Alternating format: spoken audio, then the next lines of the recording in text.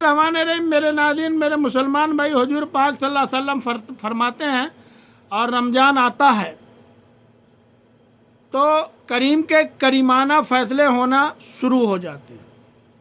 کریمانہ فیصلے، ایک کریمانہ فیصلہ ہوتا ہے کہ دوزخ کے سارے دروازے بند کر دو اور جنت کے سارے ہی دروازے کھول دو۔ سبحان اللہ! یعنی دوزخ کے دروازے بند، جنت کے سارے کھل گئے۔ سبحان اللہ! پھر آپ کو پتہ ہے ایک انوکھی بات بھی آپ سے کرنی ہے۔ قانون کے محافظ کرنے والے اداروں کو بھی مجرموں کا پتہ ہوتا ہے اور ان کو پتہ ہوتا ہے کس کس جگہ کچھ فسادی لوگ ہیں۔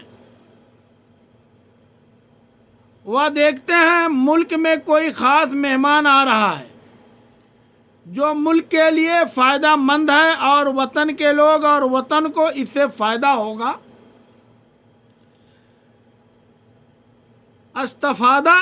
استفادہ کریں گے لوگ اس کے آنے سے۔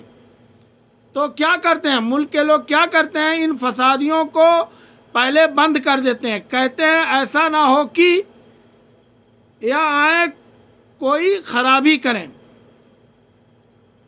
وہ منع کر دیتے ہیں۔ یاد رکھ لیں، سمجھ لیں، حضور فرماتے ہیں شیطان کو بھی بند کر دیا جاتا ہے۔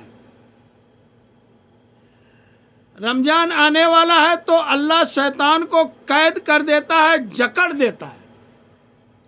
فرمایا رمضان آ رہا ہے اور میرے بندوں کو اپنی بخشش کروانی ہے، ان کو میری عبادت کرنی ہے، انہوں نے روزے رکھنے ہیں، انہوں نے آ کر کے اللہ کے حضور معافیاں مانگنی ہے۔ اور رمضان کی ہر رات میں 70 ہزار یا کہہ لو بے مثال، بے تحقیق اللہ جانے کتنے با حساب لوگوں کی رب بخشش کرنی ہے۔ یا شیطان جو ہے نا بڑا مکار ہے یا کھلا ہوا دشمن ہے، کوئی خرابی نہ کر دے تو اس کو بند کر دیا جاتا ہے۔ خرابی نہ کرے کسی قسم کی، اس کو باندھ دیا جاتا ہے۔ مہمان بھی آ گیا، خرابی کرنے والا بھی باندھ دیا گیا۔ مہمان یعنی رمضان بھی آ گیا، لیکن اگر فائدہ لینے والے پھر بھی فائدہ نہ لے تو پھر ان سے کہا جائے گا کہ تمہارے پاس اب کوئی بہانہ بچا نہیں ہے کہ تم یہ کہہ سکتے ہو، کسی قسم کا کوئی بہانہ باقی نہیں ہے۔ اب تو یا تھا تم کو بخشش کروانی تھی، استغفار پڑھنے چاہیے تھے، دعا کرنی تھی، قرآن کی تلاوت کو کثرت سے کرنا چاہیے تھا، لیکن چونکہ